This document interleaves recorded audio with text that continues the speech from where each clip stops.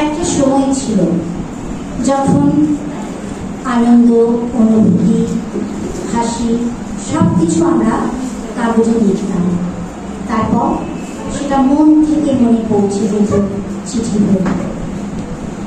কিন্তু এখন মুহূর্তেই পৌঁছে যায় চ্যাটিং, হাসি কান্না সব একটা ইমোজি।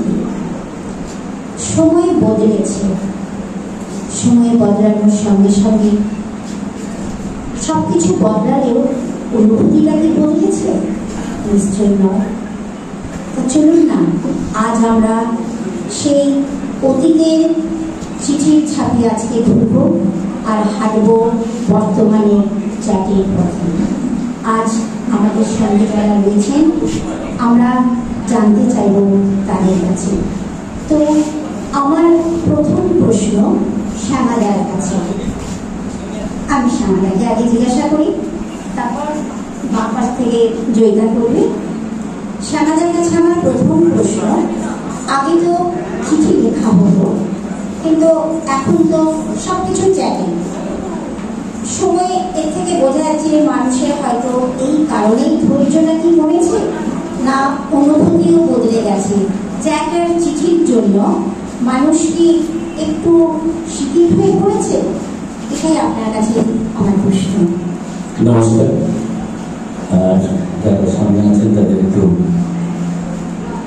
কি বলবো যে অপ্রিয় হয়ে আমরা প্রশ্নটা করছি, কেউ ভালো মনে আপনাদেরকে গ্রহণ করবেন। এটা বলছেন এই নাচ গান হয়ে হুল্লোড়ের যখন অনুষ্ঠান হয়, ওই আনন্দতে যখন আমরা এই সময়টা কেড়ে নিই। আমি আমার 52 বছর মঞ্চে থাকার অভিজ্ঞতা থেকে বলছি, আপনারা ভাবেন যে কত তাড়াতাড়ি শেষ হবে, আমিও খুব তাড়াতাড়ি শেষ করবো, একদম বাস্তব কথা। বৈঠকে আলাদা একটা আলাদা জিনিস। মৈত্রী মঞ্চকে ধন্যবাদ, বাংলার যে ঐতিহ্য বৈঠকই, সে বৈঠকের কাছে আলোচনায় নিয়ে এসেছে। যারা রয়েছেন একটু সহ্য করে প্রশ্রয় দিয়ে আশ্রয় দিয়ে একটু গ্রহণ করুন। চিঠির কথা যখন বলছে আর চিঠি বানান চ্যাট, একটা জায়গায় প্রথমেই কিন্তু একটা জায়গায় ভুল হয়ে গেছে। আমাদের সবকটিকে রেখেছে খুব সম্ভবত সামর্থ্য। ইয়াং জেনারেশন একজনকে কিন্তু এখানে খুব প্রয়োজন ছিল যারা চ্যাটটাকে এস্টাবলিশ করবে। আমার মতো 67 বছরের বুড়ো কিন্তু চ্যাটটাকে এস্টাবলিশ করতে পারবে না। আর আমরা বিরোধী পথে আসবো। কেন? আমরা চিঠিটাকে সাপোর্ট করব। প্রথম দিকে যদি চিঠি বলেন, চিঠি ছিল, আজকে তো নয়। চিঠির ইতিহাসটা যদি ইতিহাস বলেন, পুরাণ বলেন, যখন পুরনো সিনেমাগুলো দেখছেন, কি দেখছেন? পায়রাতে চিঠি নিয়ে যাচ্ছে।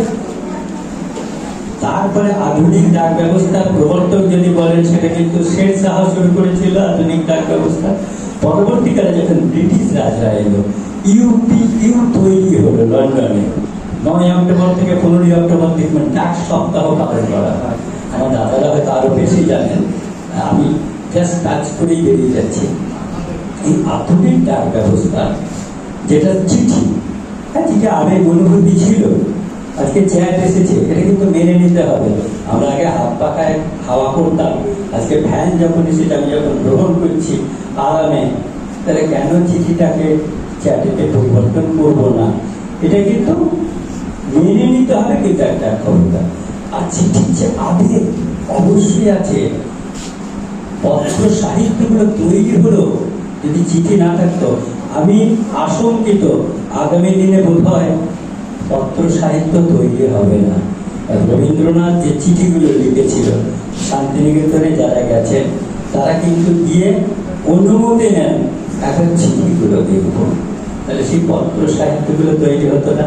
এক একজন লোক একটা মানুষকে যখন চিঠি লিখছে, নেতাজি সুভাষচন্দ্র বসু তার মাকে যখন চিঠি লিখছে, সেই চিঠিগুলো যখন সংরক্ষিত আছে, আমরা যখন মিউজিয়ামে গিয়ে সেগুলো দেখি কিংবা নেতাজি সংগ্রহশালাতে গিয়ে দেখি, এটা আবেগ উছলে ওঠে।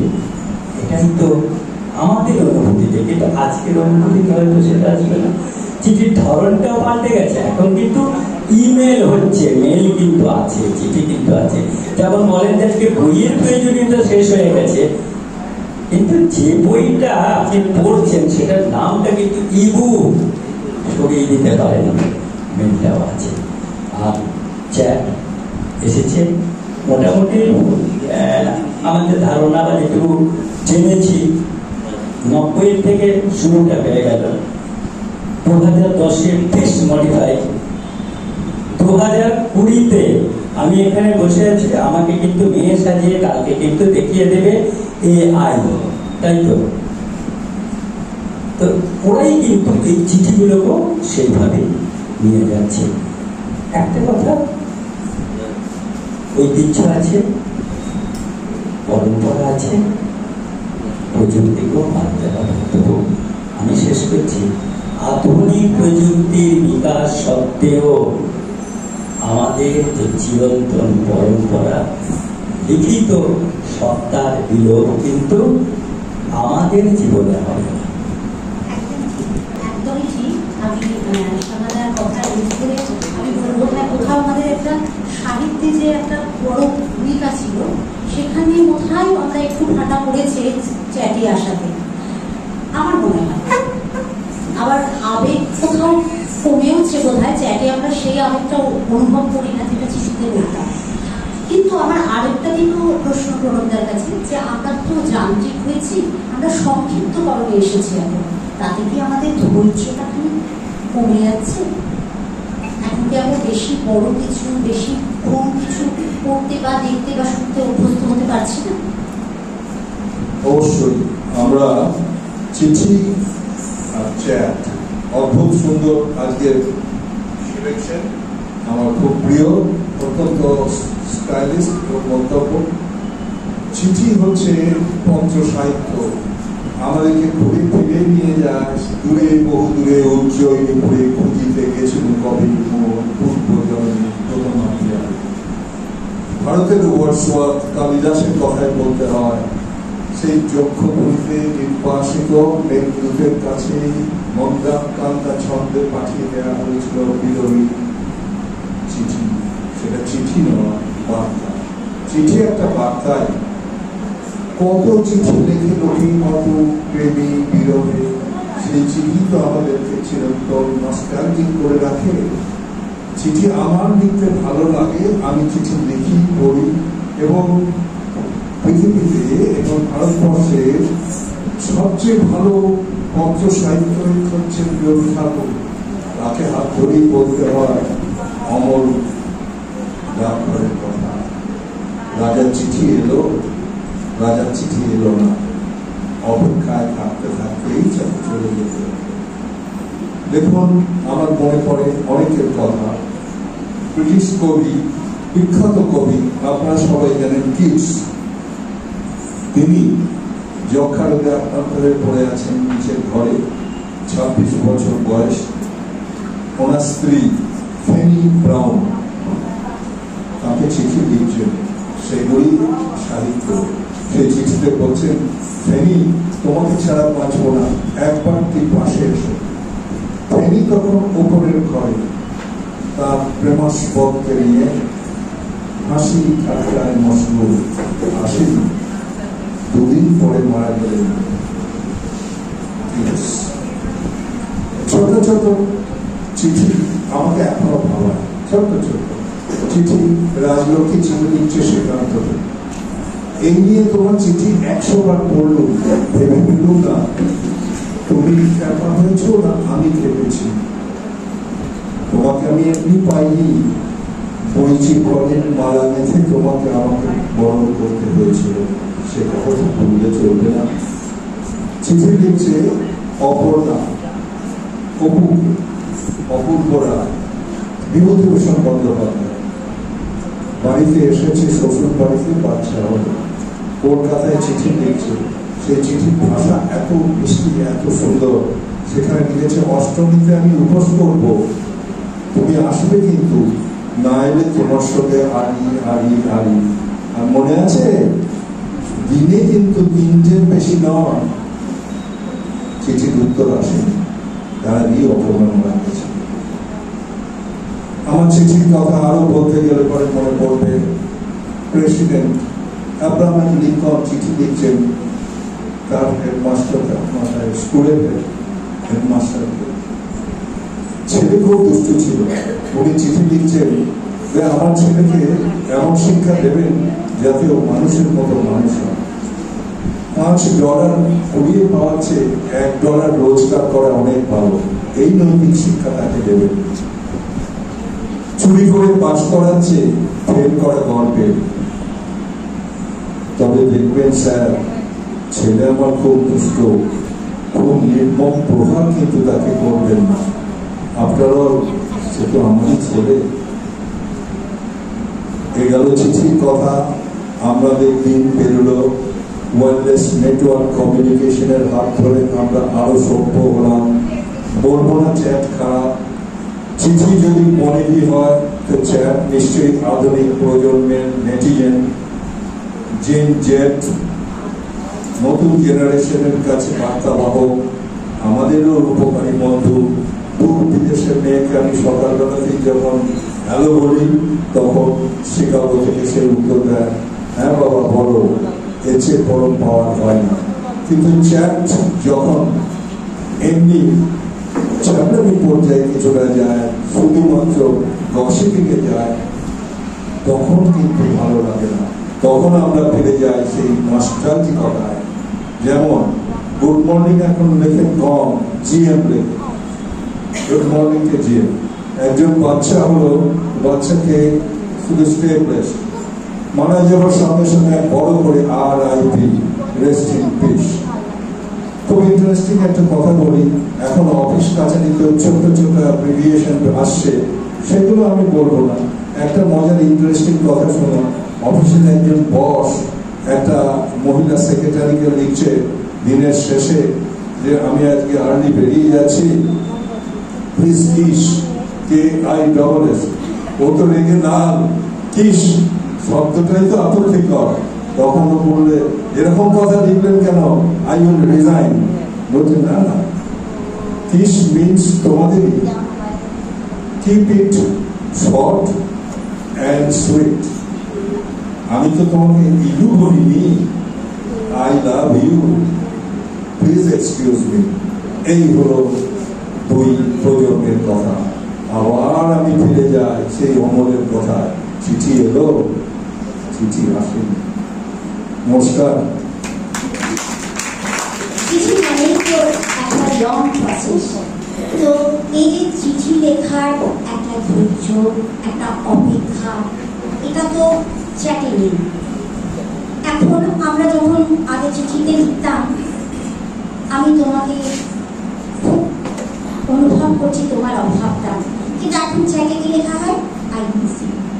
তারপর দেখা যায় কোনো হাসি কান্না যাই হোক না কেন, একটা ইমোজি, ইমোজি একটা কি অক্ষরহীন ভাষা। তো এই যে অপেক্ষা, চিঠির যে একটা অপেক্ষা আর চ্যাটের যে তৎক্ষণাৎ মুহূর্ত। তো দাদা, আপনার কাছে আমার একটাই প্রশ্ন, তো মানুষের কি ধৈর্যটা এখন সত্যি কমে যাচ্ছে ডিজিটাল ইন্ডিয়া? আমরা এই যে সব কিছু সংক্ষেপে, তো মানুষের এই অপেক্ষার যে একটা অপেক্ষার কি অবসান হচ্ছে বলে মনে হচ্ছে এখন? এই ক্যাপ্টেনটা হতো চ্যাটের চিঠি হলো সারা, তারপরে আরো বেশি চিঠি হতে পারবে, কাছে নিতে হবে। হ্যালো, আমি বললাম যে চ্যাটের হলো শুধু চিঠি হলো সারা, কি হতে পারে বলে হতো আরো বেশি বিফিটি উঠবে।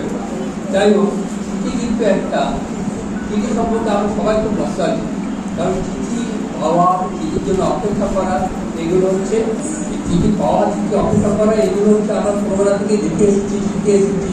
আমরা যখন গ্রামের লোক যখন দেখতাম যে আমার চিঠি আসছে, সেটা লেখা 1 মাস আগে, এই চিঠি যখন পৌঁছাচ্ছে মা মনে করতো যে ওটা চিঠিটা এখনই এসে এখনই লেখা হয়েছে, এখনই পৌঁছেছে। কাজেই সেই অপেক্ষা, সেই সেটার জন্য সেটা প্রাপ্তির একটা আনন্দ, সেটা এখন আর নেই। তবে চিঠি বরাবর সারা জীবন সভ্যতার একটা অন্য অধ্যায়, যেটা সভ্যতার উত্তর হলো চিঠির মাধ্যমে। যেমন আমাদের আমরা যদি রবীন্দ্রনাথের কথা আসি, তাহলে শুধু ছিন্নপত্র এটাতেই তাকে পাওয়া যাবে, যদি অন্য কিছু নাও থাকে, তাকেই যদি সারা বিশ্ব বর্ণিত হতে পারে। তেমনি আমরা বিভূতিভূষণের চিঠি পড়ি, যা বিভূতিভূষণের যে চিঠি পড়া যায়। তারপর এখানে সবচেয়ে হচ্ছে যে ইংরেজ দাঁড়িয়ে বললেন দাপ্তরিক বলুন বা সাহিত্যিক বলুন, আমাদের জর্জ বার্নার্ড শ, তিনি যখন বার্নার্ড শ বলেন, তিনি খুব অত্যন্ত রসিক মানুষ ছিলেন। তিনি তার চিঠি তার লেখাপত্র এটা কি পাবলিশারকে পাঠিয়েছেন, পাবলিশার পাবলিশ করে দিয়ে তাকে রয়্যালটি দিচ্ছেন, টাকা দিচ্ছেন। তখন তিনি পাবলিশারকে ওটা চিঠি লিখতেন, তিনি পাবলিশার তাও বলছেন একদিন গিয়ে বলছেন দেখো আমার এই অসুবিধার মধ্যে রয়েছে, তুমি আমার এই রয়্যালটির টাকাটা ফেরত দাও। বললে স্যার একটা কাজ করুন, আপনি আরো গোটা তিনি এখন চিঠি লিখুন, ওইগুলো ছাপিয়ে আমরা রয়্যালটির টাকাও দিয়ে দিতে পারবো আর আপনাদের আরো বেশি কিছু পয়সা আপনার থেকে উপার্জন হবে। এই হলো চিঠি মহত্ব। চিঠি বরাবরই আমরা দেখে এসেছি, চিঠি একটা মানুষের আবেগের পাকিস্তানে, যেখানে আবেগ অনুভূতি তিনি পাচ্ছেন, তারও যেমন একটা আবেগ থাকে সেখানে তিনি লিখছেন, তিনিও মন উজাড় করে দেন। রবীন্দ্রনাথ এক জায়গায় বলেছেন যে চিঠি কবিতায় যা বলা যায় না, চিঠিতে অনায়াসে সেই কথা ব্যক্ত করা যায়, এটা রবীন্দ্রনাথের বক্তব্য। বিভূতিভূষণ এক কথাই বলেছেন চিঠি যখন লিখতে বসি তখন আমি নিজের মন উজাড় করে দিই, এটা বিভূতিভূষণ বলছেন জায়গা।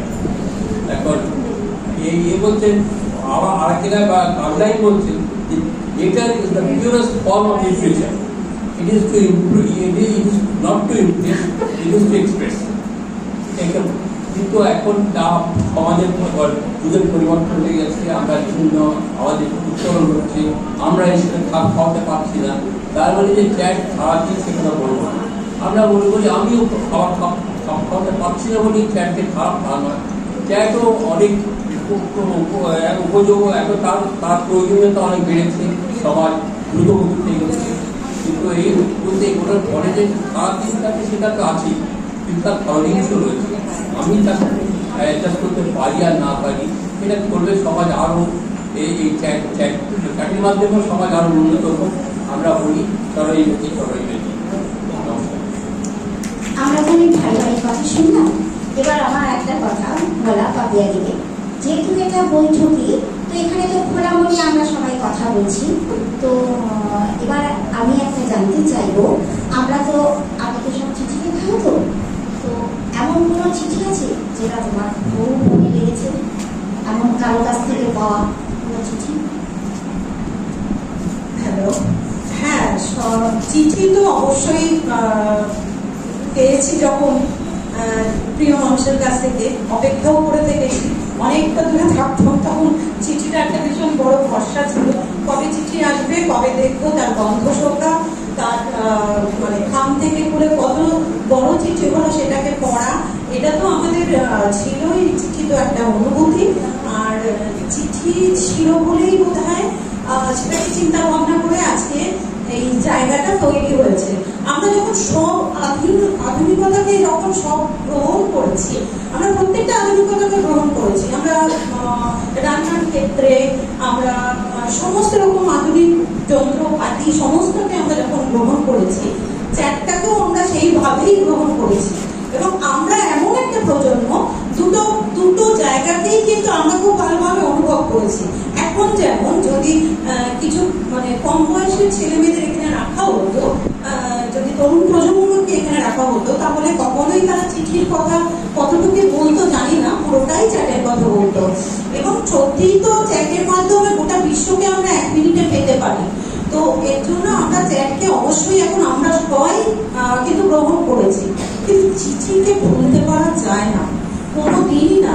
চিঠি একটা অনুভূতি, চিঠি একটা ইতিহাস, চিঠি একটা ভালো লাগা, চিঠি একটা আবেগ।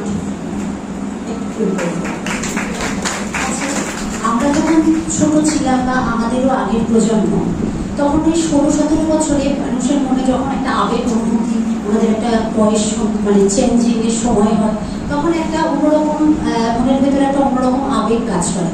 সেই সময় মানুষ যখন সদ্য প্রেমে পড়ে, তখন ওই 16-17 বছরে তখন চিঠি লেখে। তো এই চিঠি লিখতে লিখতে তাদের কোথাও একটা সাহিত্যের প্রতিও একটা অনুরাগ জন্মায়।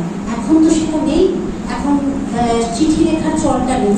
আমি শ্যামাদার কাছে একটু ছোট করে জানতে চাইবো যে এখন কি সেই জন্যেই সাহিত্যের প্রতি এই প্রজন্ম বিমুখ হয়ে পড়েছে, তারা প্রফেশনাল কোর্সের দিকে চলে যাচ্ছে? গভীর প্রশ্ন আর বিতর্কিত প্রশ্ন। নতুন প্রজন্মকে আমি একেবারেই ছোট করে দেখি না, এই জন্য না এখানে দেখবো যত ইয়াং ছেলে মেয়ে আছে সবাই কিন্তু আমার খুব ভক্ত, মেয়েদের কখনো ডিসকারেজ করি না। যাচ্ছে না, একটা অংশ চলে গেছে, কিন্তু সাহিত্য এখনো যে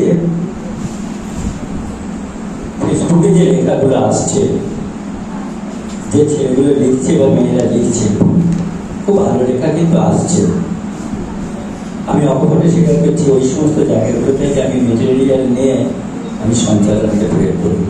সুতরাং যে একেবারে বিমুখ তা না, আমরা একটু বিমুখ হয়ে গেছি। ফোনটা তো আমাদের গ্রাস করে নিয়েছে। আমি তো, আমার বৌমা আমাকে বলছে, তুমি আমাকে বলছো তুমি কতবার ফোন দেখছো। তাহলে আমার কাছ থেকে তো সাহিত্যটা, প্রযুক্তিটা আমাকেও কেড়ে নিয়েছে। আমাকে যদি কেড়ে নেয়, এই আর ছেলেটা কেড়ে নিবি।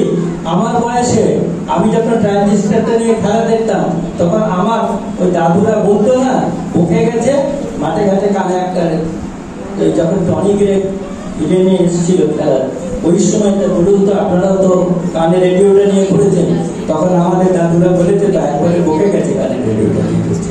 তুমি যে জায়গাটা বললি, এই জায়গাটাতে একটা জিনিস নষ্ট হয়ে গেছে। সূচকটা হচ্ছে প্রেমপত্র, সাহিত্যপত্রটার কথা বলেছে। প্রেমপত্র কিন্তু একটি অসাধারণ জিনিস।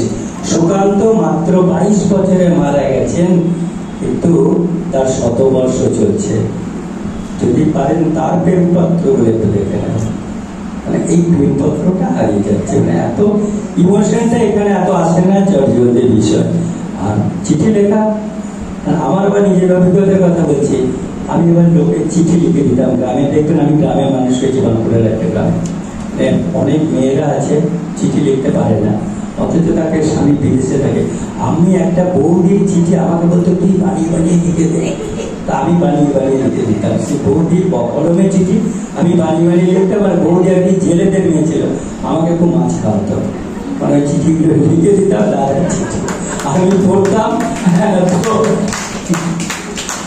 এগুলো কিন্তু গ্রামের দিকে ছিল। চিঠি পড়ার স্বামী যখন চিঠি লিখেছে না, সেই চিঠিটা নিয়ে সে ছুটে বেড়াচ্ছে, কার কাছে পড়াবে, বয়স্ক লোকের কাছে তো পড়ানো যাবে না। তখন আমাদের মতো দেয়া ওদের খুঁজে নিত, একটু আড়ালে দিয়ে একটু দাদাকে চিঠি লিখেছে, একটু পড়তো, হচ্ছে ব্যাপার। তো সেই অপেক্ষায় থাকতো। বর্ডারে দেখেছেন সেনাবাহিনীতে কি একটা চিঠি আকুলতা, চিঠি আই হ্যাঁ বর্ডারে। কিংবা আজকে ডাকে তোমার চিঠি পেলাম, সবুজ ঘামে যত্নে লেখা তোমারই নাম। আরো নিবিড় ভাবে একটা চিঠি দিলাম লিখে মনের কথা, আজ তোমাকে যেন কেউ দেখে না। আমি চিঠিটা লিখলাম তোমাকে, যেন কেউ দেখে না। মন মানে না, আমার মন মানে না। কথা শুনতে শুনতেই মনে পড়ে যায় আমাদের নস্টালজিক মেমরি, সেই রেডিও আজও চিঠি পড়া হয় সকালে। আমরা 7টার প্রাথমিকতায় আজও চিঠি পড়া হয়। নিশ্চয়ই আমরা চিঠি থেকে চ্যাট অনুষ্ঠানটা চট করে তো আর শেষ করা যায় না, অনেক বড়। কিন্তু এখন আমরা এখানেই আমাদের চিঠি বানানো চ্যাট এখানে আমরা শেষ করছি।